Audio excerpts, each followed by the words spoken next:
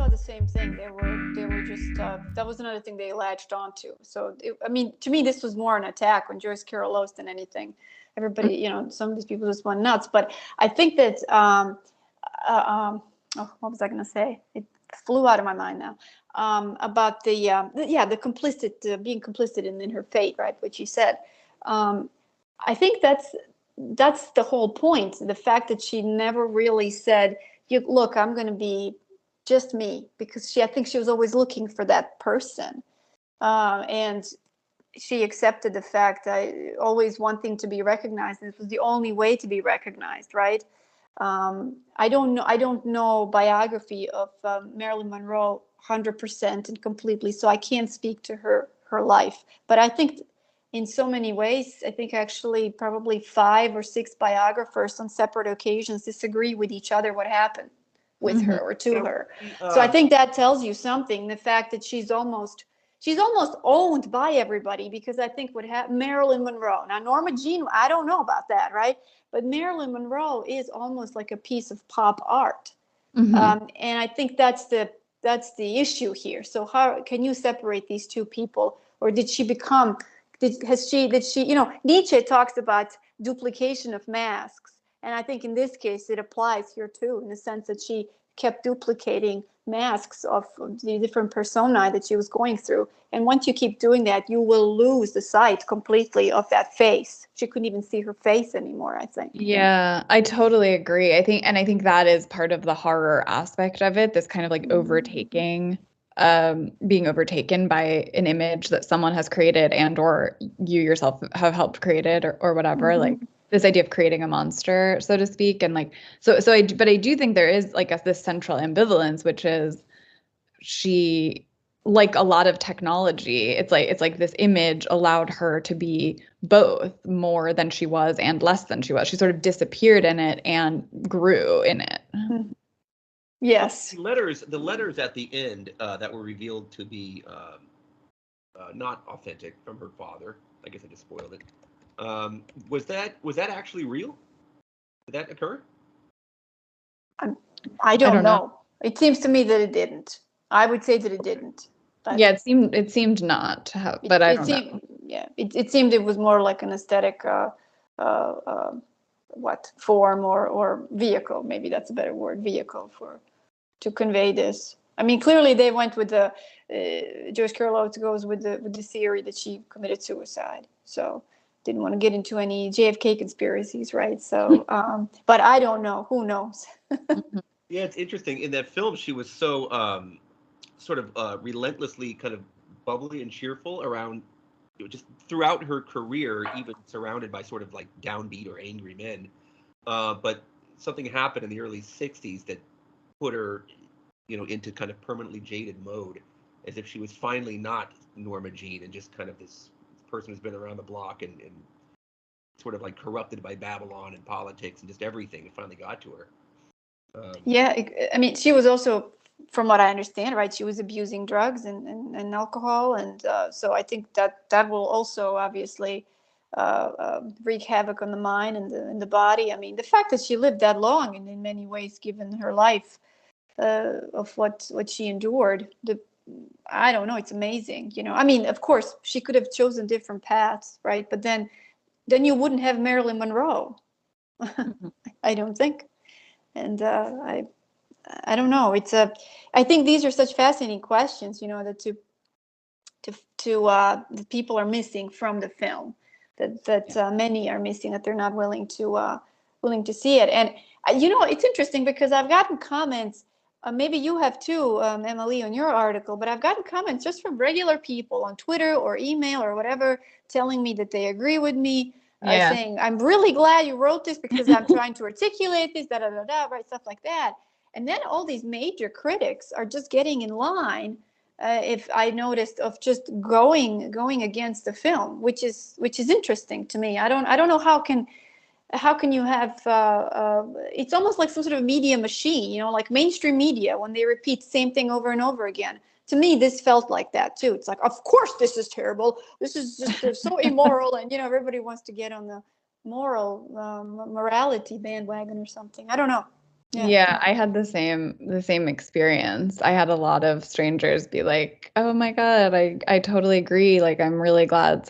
So that was interesting, but then also I mean, I think it's also because something, and maybe this is social media or whatever, but something of it seems like it becomes harder and harder to just really try to think about what a piece of art or a film is doing, as opposed, I mean, it's very easy to just say like this sucks or this is great and just sort of like praise it or be offended by it. But and I think this is maybe one of the sort of challenge, and this is why I think it's a really beautiful piece of art or bizarre piece of art, because there it's like this challenge of like, how do we even read images? It really like challenges the senses in a way. And I think it actually kept the sort of responses to it have been making me think of this thing that I'm gonna kind of butcher this, but it's something that Christopher Lasch writes in his book Culture of Narcissism, where he says like when we're overexposed to manufactured illusions or images, that sort of destroys their representational power. And so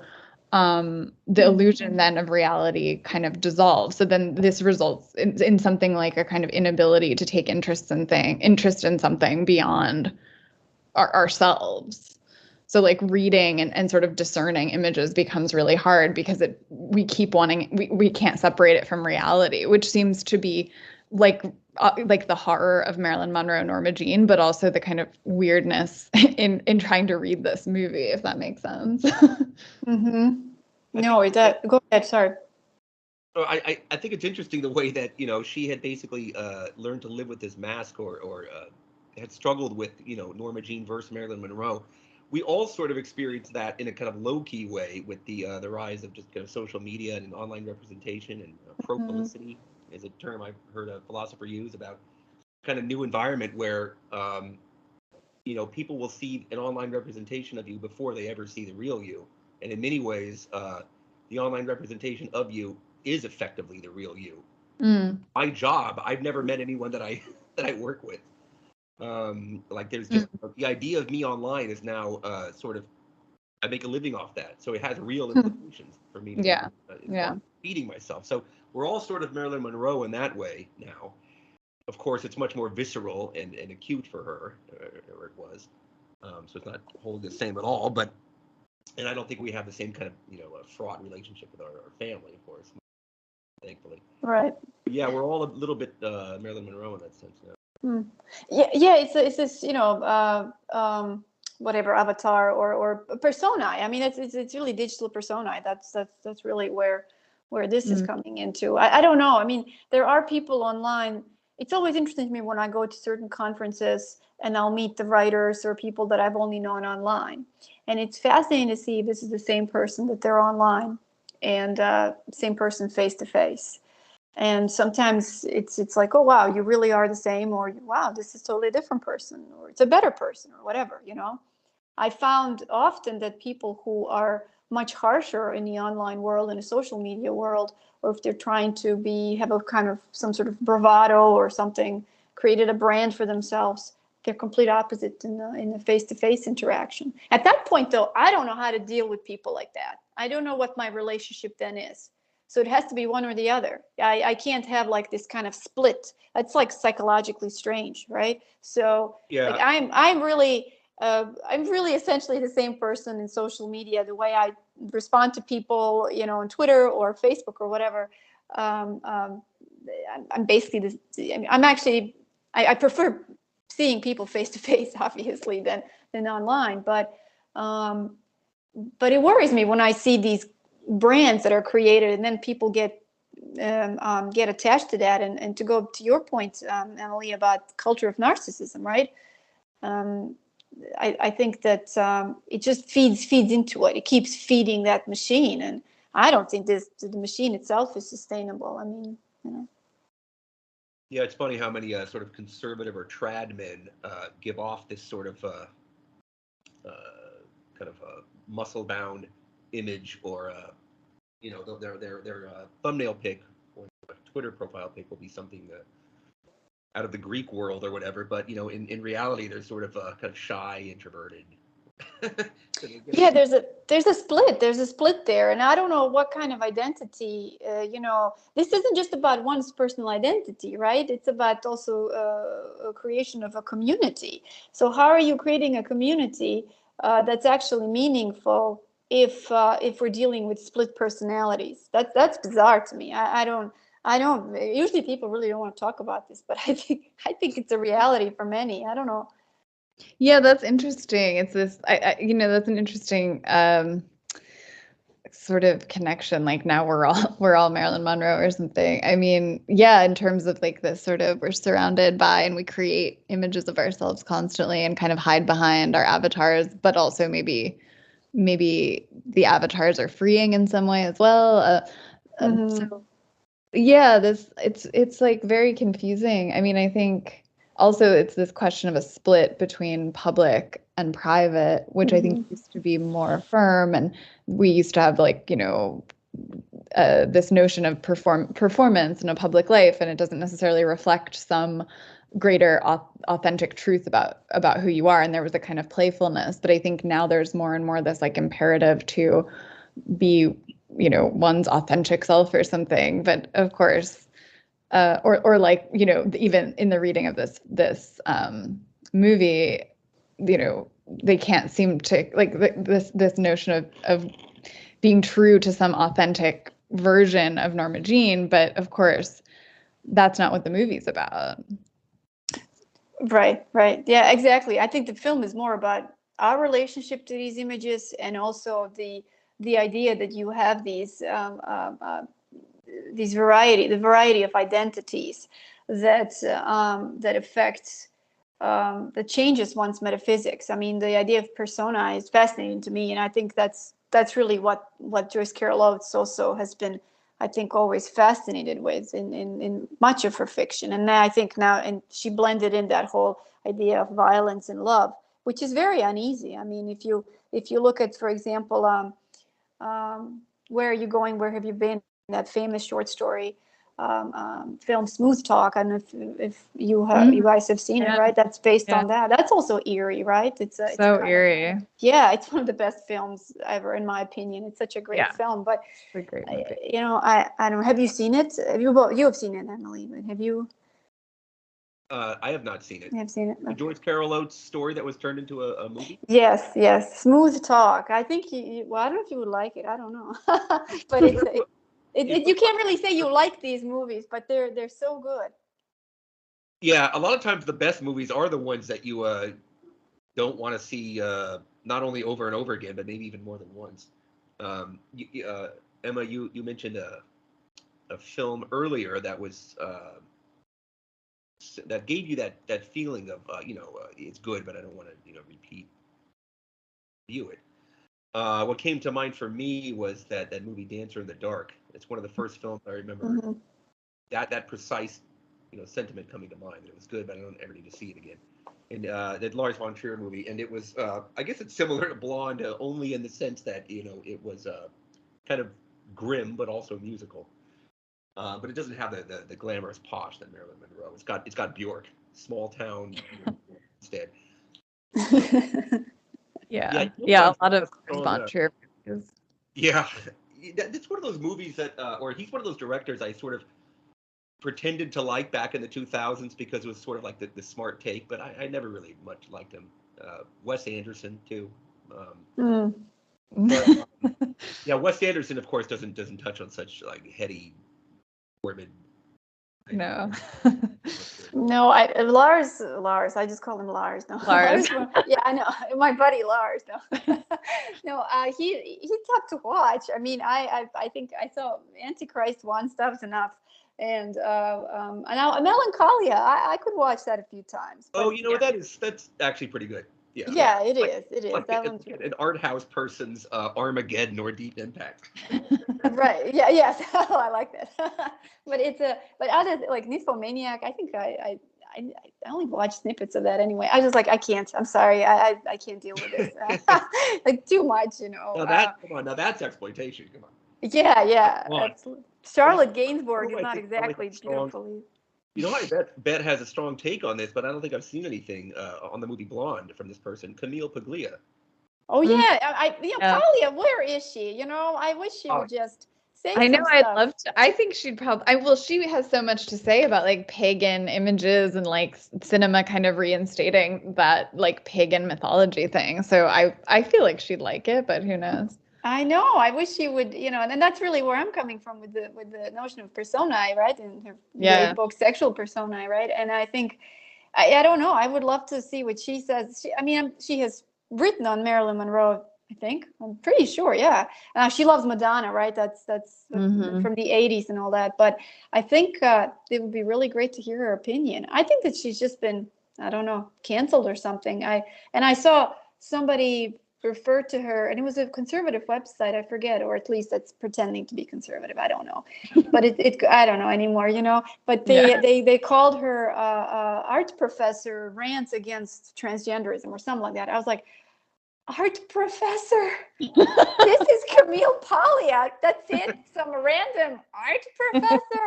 Oh my goodness. Wow. We are I really know. I mean, I don't. What excuse do they have to be so economical with the headline that that's what they? yeah, you know, that just tells me you do not know who Camille Paglia is. And that's really sad. But I think she also has stepped aside from the public square, which is too bad. She's a smart woman, you know. It's just Could a be like great. a could be like a lay conservative kind of populist conservative mag where they don't know who someone like that really is. Maybe they should read her Daily though. I Mail, don't know. like a Daily Mail type thing. Yeah, she's amazing. I mean, Yeah. yeah, I wish she I mean, I guess yeah, I mean, she used to write about movies quite a bit. I don't know.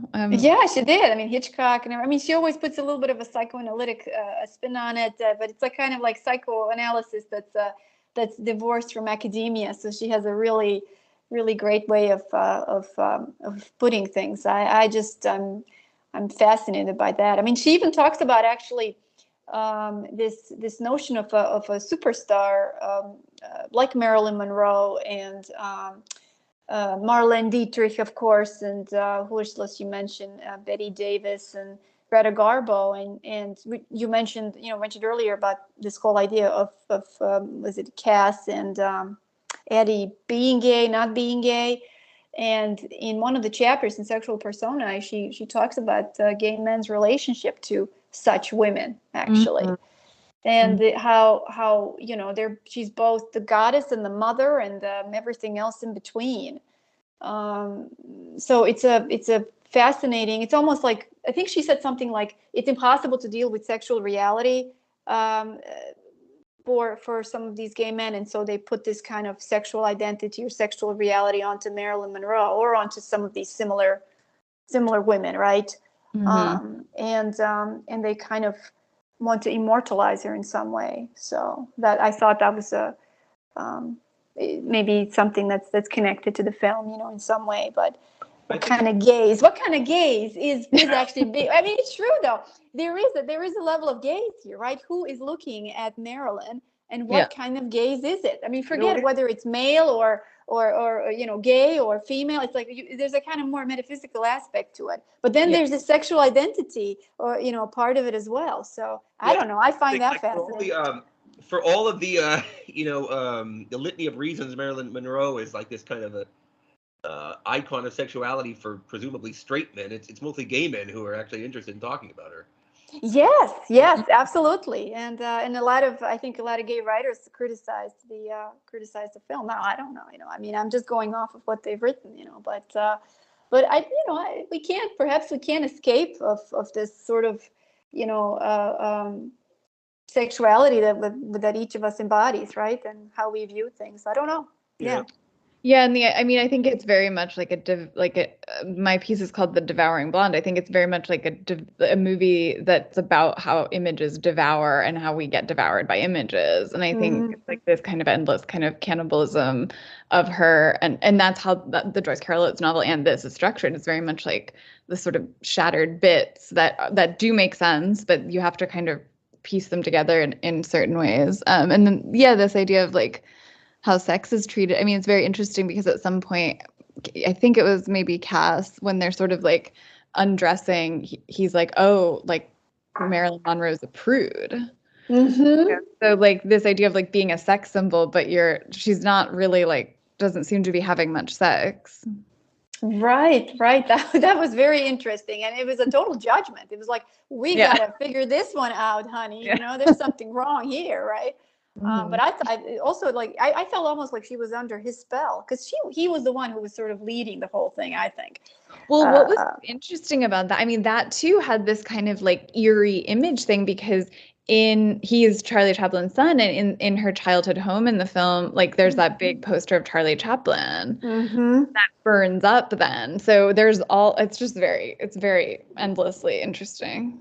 It's interesting that Charlie Chaplin, that's supposed to be his son, but like the world of movies, even in the time between the 1910s and 20s and the 50s, it changed so much. It's hard to believe that that's not his grandson. Yeah. Yeah, I think it's interesting. There's so many of these sort of like, lately released, in my opinion, kind of silent generation icon.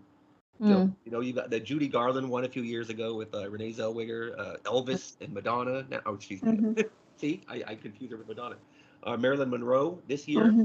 I feel like all of these should have come out in the 70s, 80s, or 90s. But now we're getting them. Yeah. Yeah, there's just the interrelationship is just so intricate between all these different aspects, I think. I really wish we had a more open conversation about it. I think, but it seems to me that the mainstream critics, that's my experience in any case, is that there's almost like this protectionism going on as to what you can and can't say about a movie. And I mean, I read, everybody who writes about movies, I try to read, reviews. I never read reviews before I write my own. But if there's something interesting, whether I agree or disagree, doesn't really matter. But I wish we had a more, fascinating and interesting conversation where people can just say, well, this is my aesthetic evaluation of this. I experienced some of that when I don't know if you've seen Netflix Cuties when it came out. Oh yeah, we talked about that we talked about that, yeah. And I don't know if you've seen it, Emily, but I think that I wrote the favorable review of it, while everybody was saying things, for the most part, they were saying that it was exploitation, et cetera, and some I don't know, idiots on Twitter put me on a pedophile list, whatever the heck that even is. Oh my God. Oh my God. It's a Twitter list of, like, we are listing you here as it wasn't Twitter management. It was just somebody, some crazy person on Twitter, whatever, who has a list, and you are a groomer and a pedophile and what have you when you're writing reviews. So that whole fracas came in the middle of this kind of seeming newfound reality that hair trigger sensitivity and wanting to denounce and blacklist and censor people.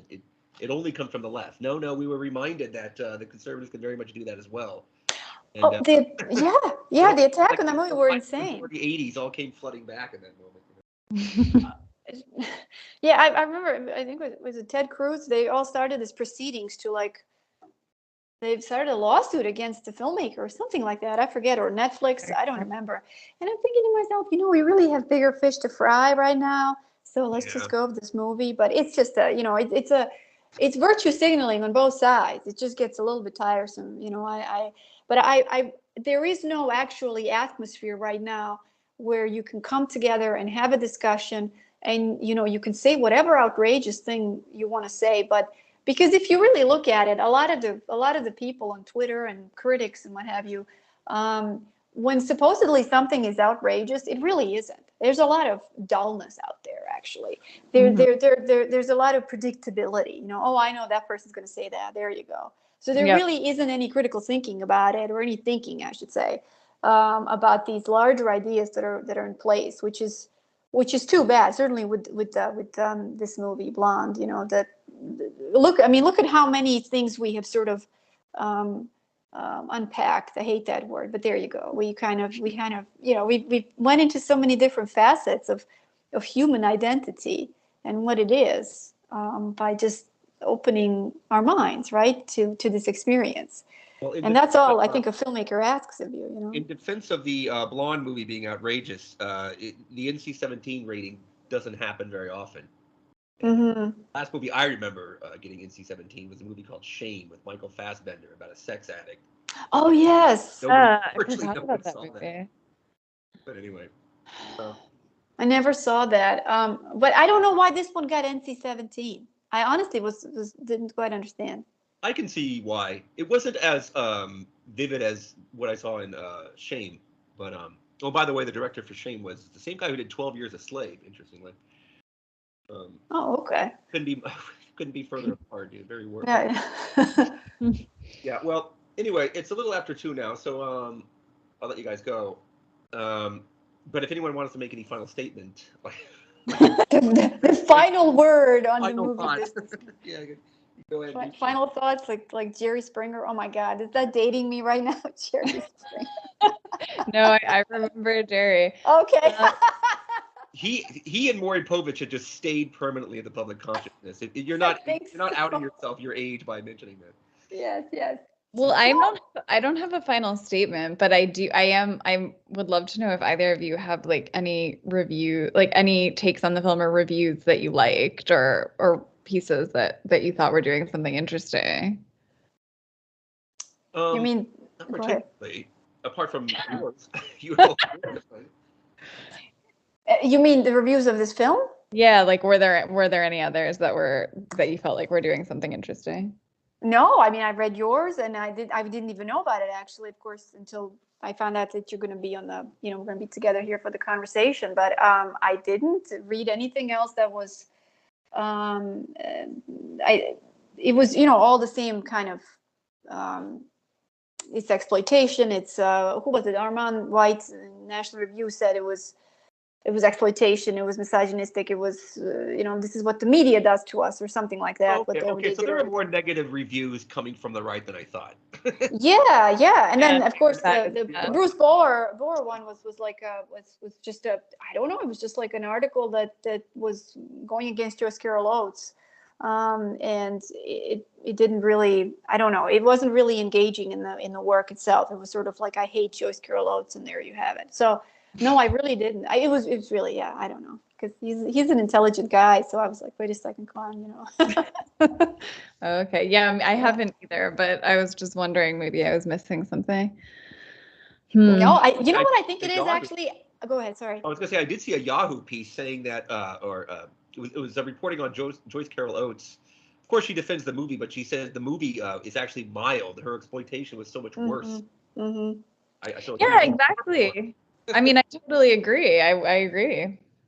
Yeah, she writes horror stories in many ways. It's gothic tales. That's really what she does. And you can like it. You don't have to like it. It's okay. It's not for everybody. But I mean, I'm like Emmalea. I love horror films and I like horror and gothic fiction. But you can say, look, it's not my cup of tea aesthetically. I don't really like it. But to sort of just dismiss it, Yeah. and to say there's no value, that she's talentless, that the movie is just stupid. I'm sorry. That actually, I think I know what the problem here is with the critics, is the fact that there's no courage actually in saying what you really think, because once one says something, then they all get in line, and it's like they get directives of some sort, and then at the same time, there's no open-mindedness. Everybody's sort of, I have my own shtick and I'm gonna, keep doing it. It doesn't really matter if there's any engaging conversation. And I think actually, the response to this film to me is just another reflection on the lack of discourse, and imagination too. Yeah, yeah, lack of right. I mean, that's the thing about Camille Paglia. Like, she's so imaginative and fun. Like, there's actually a kind of playfulness in the writing, but I don't sense that much anymore. I mean, at least surrounding this movie, and it seems to be getting harder and harder to sort of like be playful or whatever. I mean, there's like a self-seriousness about the whole thing. Yeah, uh, I the agree. social media panopticon has changed everything. I mean, it's almost impossible to put the audience out of your mind now. I mean, you'd think obviously people with a large platform or a high perch writing on societal and cultural matters that they've always be concerned with about that, but it's much more immediate and kind of overwhelming any sort of negative feedback now. I think, and it just doesn't relent. Yeah, no, I agree. All right. Yep. On that note. On that, yeah, we have not. I have no wisdom for you. No. Well, yeah, it's funny. There was a tweet that compared Blonde. Well, not so much compared directly, but there's that Dahmer show on Netflix, and so between that and the Marilyn Monroe, I guess it's not a biopic, but people are going to think of it that way. Between those two, the idea of the damaged blonde is out there in ether. Oh, there you go. Yeah. All right. Cool. Well, nice talking to you too, and have a nice remainder of the weekend. Yeah, thank you for inviting me, and I'm very glad I found about Emily's work. So I'll be reading your stuff, and it's always nice to find other writers that agree with you, right? You're not alone, right? I agree. And thank you so much for inviting me. And yeah, I'm going to be following your Substack for sure.